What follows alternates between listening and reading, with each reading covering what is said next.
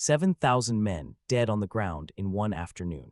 My side's losses, 0. Not a battle, a slaughter, and I gave the order. My name is Francisco Pizarro. I live in Lima, a city I built myself in an empire I took with my own hands. The year is 1541, and I'm sitting at my own dinner table, richer than most kings in Europe. In about 90 seconds, I'm going to be dead, murdered in my own house by men who once called me brother. I hear boots on stone, fast, too many of them. My steward runs in, white as bone. They're coming for you. I don't even reach my armor in time. I grab a sword with one hand and a shield with the other, and I stand in my own doorway, the doorway of the house I built with stolen gold, and I fight men I once called brothers. They corner me. One of them shoves a servant into me as a human shield. I go down. The last thing I do, dying on my own floor, is draw a cross in my own blood and try to kiss it. 20 men killed me. Every single one of them used to fight beside me. So how does a man go from a bastard with no name to slaughtering thousands without losing a single soldier, to bleeding out on his own dining room floor, murdered by his own brothers-in-arms? Let me take you back to the beginning, before the gold, before the crown, before any of it. Trujillo, Spain, late 1400s. I'm born a bastard. My father's a soldier, my mother's a servant girl. Nobody writes my name down properly. Nobody teaches me to read. Nobody teaches me to write. I grow up herding pigs. Think about that. The man who will one day topple an empire spends his childhood ankle-deep in mud,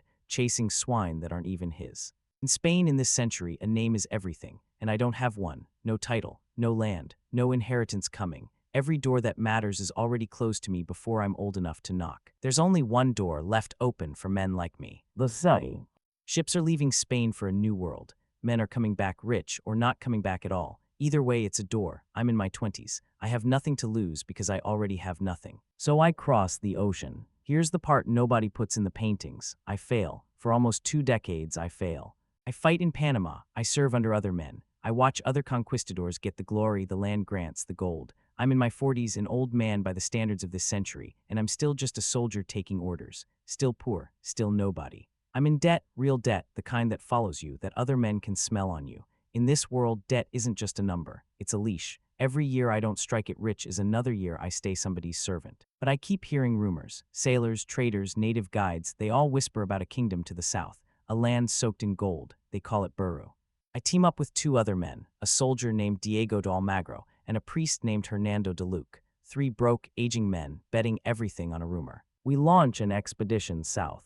It's a disaster. Storms, starvation, disease, men dying of hunger on the beaches. We limp back to Panama with nothing to show for it except dead men and empty pockets. The governor of Panama hears about it and makes a decision that should end my story right here. He orders us to stop. No more expeditions. Come home, it's over.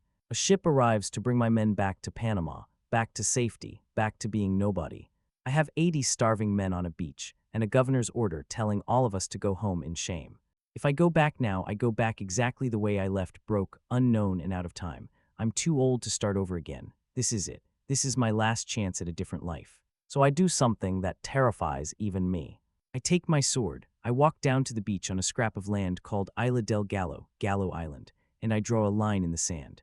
I turn to my men, starving, sunburnt, half of them ready to mutiny, and I say something like this. There lies Peru with its riches. Here lies Panama and its poverty. Choose, each man, what best becomes a brave Castilian. For my part, I go south. Then I step across the line myself, and I wait. You have to understand, I have no idea what happens next. This could be the moment I die alone on a beach, abandoned by every man who ever followed me. 13 men cross the line. Just 13 out of 80. History will call them the famous 13.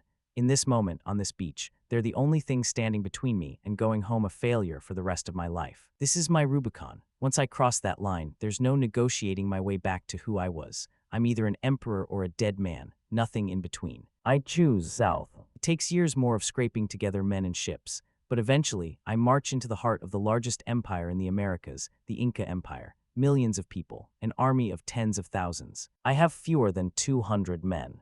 On paper, this should be suicide. But the empire is bleeding from a civil war of its own, 2 brothers fighting over the throne. The winner, Atahualpa, is camped near a town called Cajamarca with an army that outnumbers mine by more than 100 to 1. I invite him to a meeting, a feast dressed up as diplomacy. He walks into the square with thousands of unarmed attendants, trusting that men so vastly outnumbered couldn't possibly be a threat. I have cannons and cavalry hidden in the buildings around the square.